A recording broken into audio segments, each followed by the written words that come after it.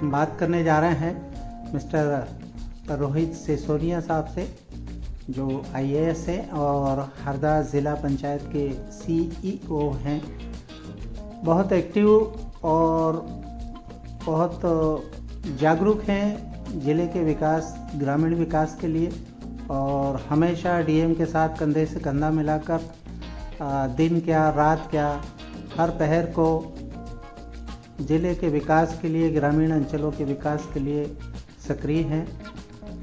हम जानना चाहेंगे कि जिस तरह से इन्होंने पूर्ववर्ती ज़िले में जल संरक्षण को लेकर एक कीर्तिमान स्थापित किया है, लोगों में जन जागरूकता पैदा की है, तो अभी आप हरदा ज़िले का व्यवस्थित ग्रामीण अंचल का दौरा कर चुके हैं। हम जानना चाहेंगे कि क्या हरदा ज़िले के ग्रामीण अंचल के लिए आपने पॉलिसी बनाई है। ठीक है, पहले तो मैं आपका धन्यवाद देना चाहूँगा कि आपने इस इंटरव्यू के लिए समय निकाला और आप ये इंटरव्यू ले रहे हैं। हरदा में मुझे इस 19 तारीख को 2 महीने पूर्ण हो चुके हैं। 2 महीने मैंने यहाँ व्यतीत कर दिए हैं। और जैसा कि आप विदित होगा कि जब भी कोई अधिकारी नया ज्वाइनिंग करके किसी ज़िले में आता है तो पहले उस ज़िले की तासीर समझता है, वो भ्रमण करता है, विजिट करता है, देखता है कि उसकी कौन कौन सी पंचायतें हैं, कितने क्षेत्र में फैलाव है पूरे ज़िले का। तो अभी विगत 2 महीने से मेरा यही चल रहा है।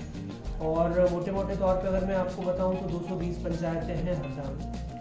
और हरदा के जो वर्क स्टाइल है, हरदा के जो आमजन हैं, वो बहुत ही खुले दिल से अधिकारियों को एक्सेप्ट करने वाले हैं। यहाँ के जो लोग हैं वो बहुत ही अपनेपन के साथ और एक सहजता के साथ मिलते हैं, तो काम करने में अभी तक तो मज़ा आया है। आगे भी मैं ये उम्मीद करूँगा कि इसी तरीके से जन सहयोग और सबका सहयोग मिलता रहे इसमें। अब जैसा कि आपने बताया कि कार्य योजना क्या है, तो जो फ्यूचर एस्पेक्ट्स रहेंगे या जो फ्यूचरिस्टिक हमारी प्लानिंग रहेगी, वो मैं हरदा में देखता हूँ कि हमारे 3 ब्लॉक हैं, 220 पंचायतें हैं। तो सबसे पहले जो टास्क जिला पंचायत ने लिया हुआ है वो है ODF प्लस के बारे में। तो हमें जो लक्ष्य प्राप्त हुआ है वो हमें 23 मार्च 2023 तक जितनी भी हमारी पंचायतें हैं उनको हमें ODF प्लस घोषित करने के लिए बोला गया है। अभी हमारी तकरीबन 140 ग्राम ऐसे हैं जिनको हमने क्या कहते हैं ODF प्लस घोषित कर लिया है, या कई एस्पायरिंग या कई राइजिंग कैटेगरी में है। तो अभी मेरी सबसे प्रायोरिटी की बात ये रहेगी कि जो हमें टास्क दिया है कि मार्च 2023 तक हम अपने ज़िले को ODF प्लस घोषित करवा सकें। क्योंकि आपको विदित होगा कि शायद ODF का भी जो तमगा मिला था हमें, तो फर्स्ट नंबर का तमगा हरदा ही जिला था जिसने ODF में कीर्तिमान रचा था और पहला जिला बना था। तो उसी तारतम्य में, उसी क्रम में हम कोशिश करेंगे कि ODF प्लस में भी हम मार्च 2023 तक अपने ज़िले को ODF प्लस घोषित करवा लें। उसी कार्य योजना बन चुकी है। अभी आपको विदित होगा कि पंचायतों के रिक्त पदों के चुनाव हैं, तो कई जगह आचार संहिता लगी हुई है। इसीलिए हमने एक कार्यशाला का आयोजन हमें करना था, जो हम इस चुनाव के बाद करेंगे। तो उस कार्यशाला में हम अपने जो नवनिर्वाचित सरपंच हैं, हमारे जो सचिव हैं, GRS हैं, इन सबको हम बुलाएंगे और जनप्रतिनिधियों के माध्यम से उनको जोड़ते हुए हम उनको अवगत कराएंगे कि हमने ODF प्लस की प्लानिंग क्या करी और हम इसको कैसे अचीव करेंगे। तो एक बहुत बड़ी कार्यशाला में अपने ज़िले में कलेक्टर महोदय के दिशा निर्देशन में हम इसको करेंगे और वहाँ हम अपना पूरा सेट रखेंगे इन लोगों के सामने कि हमें कैसे इनका सहयोग चाहिए और हम अपने ज़िले को ODF प्लस घोषित करवाएंगे। सेकंड प्रायोरिटी मेरी अभी जो है वो है आवास की। आपने देखा होगा कि कुछ कुछ इलाके हैं हमारे, जैसे कि हमने टिमन्नी के ट्राइबल इलाके ले लिए, खिड़किया के दूर दराज के इलाके हैं। तो यहाँ इलाकों में अभी भी ट्राइबल पॉपुलेशन है हमारी, जो बहुत ही सीधे साधे लोग होते हैं। तो हमारी पहली प्रायोरिटी है कि जितने भी टारगेट आवास के वहाँ मिले हैं उनको हम पूरा कर दें। कहीं भी किसी भी प्रकार से उनको किस्तों को लेकर या जो हम पैसे ट्रांसफ़र करते हैं उनके घरों को आवास बनाने के लिए, कहीं भी उनको समस्या ना हो, कहीं भी उनके साथ कोई अनवांटेड डिमांड या उनको अनवांटेड हरासमेंट ना हो, ये मेरी प्राथमिकता में। तो उसमें हम निरंतर कार्य कर रहे हैं। 5500 का जो हमारा लक्ष्य है, मुझे बताते हुए खुशी हो रही है कि तकरीबन 2100 का लक्ष्य हम ऑलरेडी हासिल कर चुके हैं।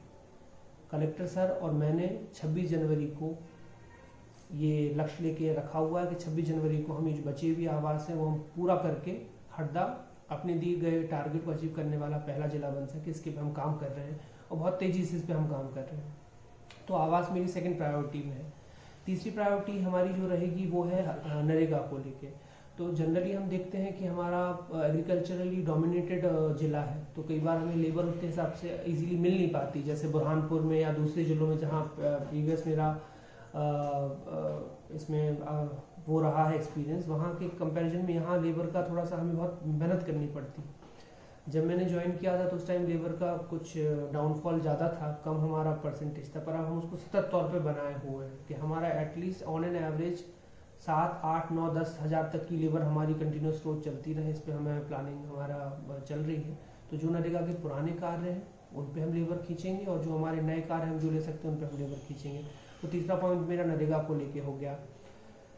कलेक्टर महोदय के दिशा निर्देशन में आप सब लोग भली भांति परिचित हैं कि हम लोग ग्राम चौपाल, अभी ग्राम चौपाल 2.0 हमने स्टार्ट किया हुआ है। अभी तक हम 3 चौपाल ऐसी कर चुके हैं।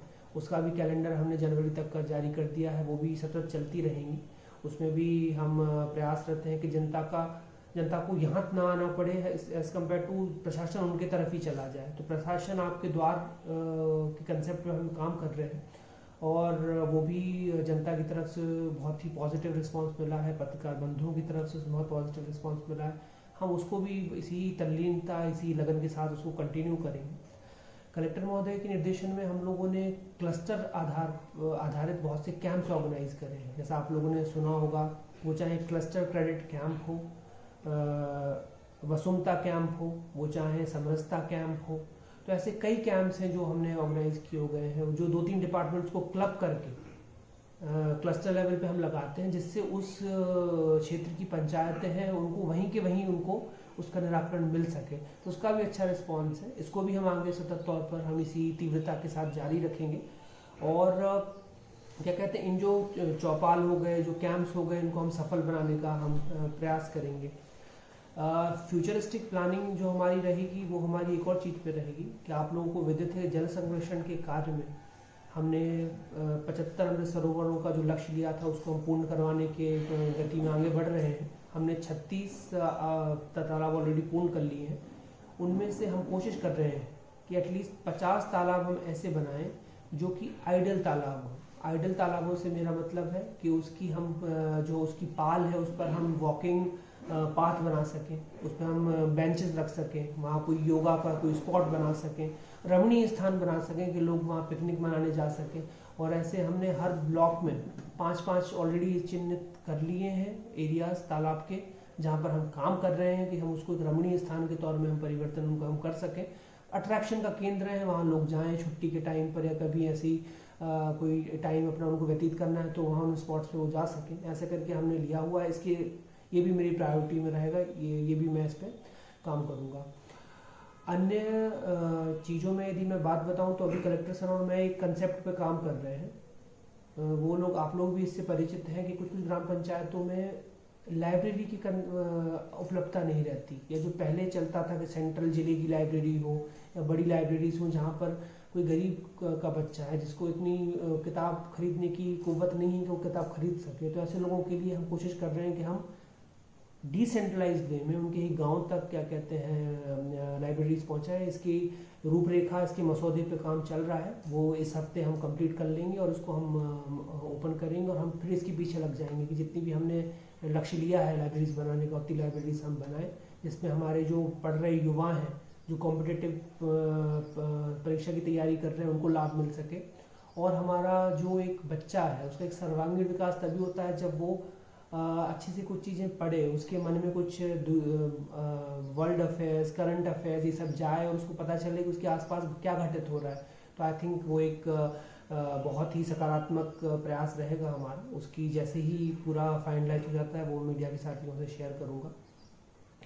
और सिस्टम है, क्या कहते हैं, अभी 2 महीने हुए हैं और भी क्या कहते हैं जैसे जैसे ज़िले को और समझने लगेंगे, कोशिश करेंगे कि एक जिम्मेदारी इस जिला पंचायत के नाते मुझे मिली है तो जितना भरसक प्रयास मैं कर सकूं और अपने इस कार्यालय को जितना लोगों के लिए ओपन कर सकूं कि लोग सहज, आम जन भी सहजता से मिल सकें, आम जन भी सहजता से बात कर सकें, और प्रोएक्टिवली जितना मैं अपने आप से बढ़ के आगे उनकी हेल्प कर सकूं, वो चाहे शासन की योजनाओं में हो, वो चाहे कोई कंस्ट्रक्शन एक्टिविटीज़ में हो, वो चाहे नरेगा के कार्यों में हो, आवास में हो, तो मैं और मेरी टीम इसके लिए कमिटेड हैं, इसके लिए कटिबद्ध हैं कि हम उनको समय सीमा में ये सारी चीज़ें प्रोवाइड कर सकें। और हरदा की जनता का फिर मैं कहूँगा कि बहुत ही ज़्यादा एक सकारात्मक उनका सपोर्ट है, पॉजिटिव अप्रोच है उनका प्रशासन के प्रति। ये जो शासन, प्रशासन और जनता का जो समन्वय होता है तो उससे बहुत ही दूरगामी परिणाम, बहुत ही सकारात्मक परिणाम निकलते हैं। यही मैं आशा करूँगा अपने इस कार्यकाल में। धन्यवाद।